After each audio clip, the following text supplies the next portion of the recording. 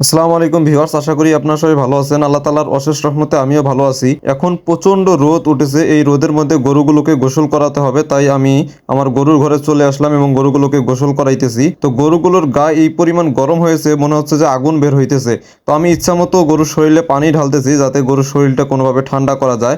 আমি কিন্তু এখন গরুগুলোকে 2 বেলা গোসল করিয়ে দেই। এখন যেহেতু লেম্পি ভাইরাস চলতেছে, এই লেম্পি ভাইরাসের কারণেও এই গরুগুলোকে আমি পরিষ্কার পরিচ্ছন্ন রাখতেছি যাতে আমার গরুর শরীরে মশা মাছি না ধরে এবং গরুটা যাতে সবসময় পরিষ্কার পরিচ্ছন্ন থাকে। লিম্পি ভাইরাস থেকে শুরু করে বিভিন্ন ব্যাকটেরিয়া বা আরো ভাইরাসজনিত রোগের কারণে যে রোগগুলো ছড়ায়, এই রোগগুলো যাতে আমার গরুর না হয়, এই কারণেই মূলত গরুগুলোকে পরিষ্কার পরিচ্ছন্ন রাখি। এবং গরুগুলোকে যদি আমি গোসল করিয়ে দেই নিয়মিত, তাহলে কিন্তু গরুর যে গ্রোথটা, সেই গ্রোথটাও ভালো থাকে, গরুগুলোও ভালো থাকে। আমারও অনেক ভালো লাগে যে গরুগুলো দেখতে অনেক সুন্দর লাগে।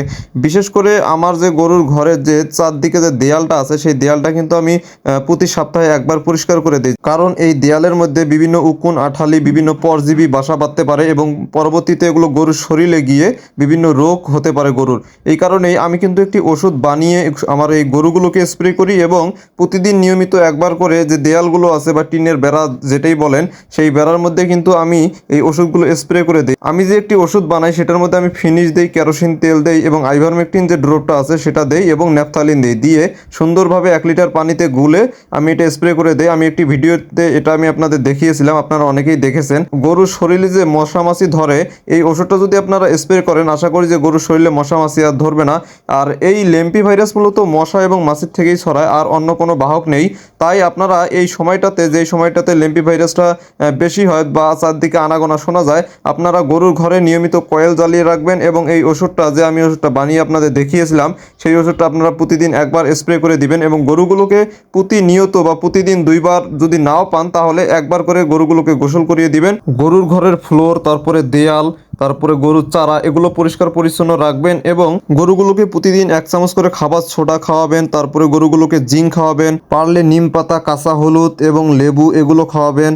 তারপরে মুরা প্লাস, লাইসোভেট এই জাতীয় কিছু ওষুধ বাজারে পাওয়া যায়, রোগ প্রতিরোধ ক্ষমতা বৃদ্ধিকারক পাউডার, এগুলো খাওয়াবেন। তারপরে ভিটামিন সি জাতীয় কিছু ওষুধ বাজারে পাওয়া যায়, এগুলো খাওয়াবেন।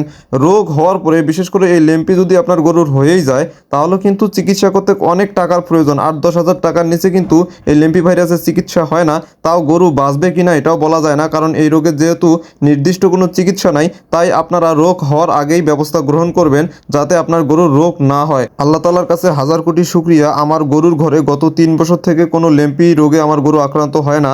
আর এই বছরও আমাদের এলাকায় অনেক গরু মারা গিয়েছে এই লেম্পির কারণে। বিশেষ করে একটি ঔষধ জিঙ্ক, এই জিঙ্কটা আপনারা অতি মাত্রায় খাওয়াবেন, কারণ আমার এই 5টি গরুকে কিন্তু আমি প্রায় 20 লিটার জিঙ্ক খাইয়েছি।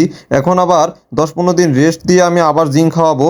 গরুকে আপনারা প্রতি 1 বছর অন্তর অন্তর লেম্পি স্কিন ডিজিজের যে ভ্যাকসিন বের হয়েছে, সেই ভ্যাকসিনটা প্রদান করবেন এবং গরুগুলোকে প্রতি মাসে অন্তত 10 দিন জিঙ্ক খাওয়াবেন। এবং বিভিন্ন ঔষধ বাজারে পাওয়া যায়, ক্যালসিয়াম, আয়রন, ভিটামিন সি বা মাল্টিভিটামিন, এই ওষুধগুলো আপনারা নিয়মিত গরুগুলোকে খাওয়াবেন, তাহলেই আপনার গরুগুলো ভালো থাকবে এবং আপনিও উপকৃত হবেন বা লাভবান হবেন। তো বন্ধুরা, আজ এই পর্যন্তই। আপনারা সবাই ভালো থাকবেন। আল্লাহ হাফেজ।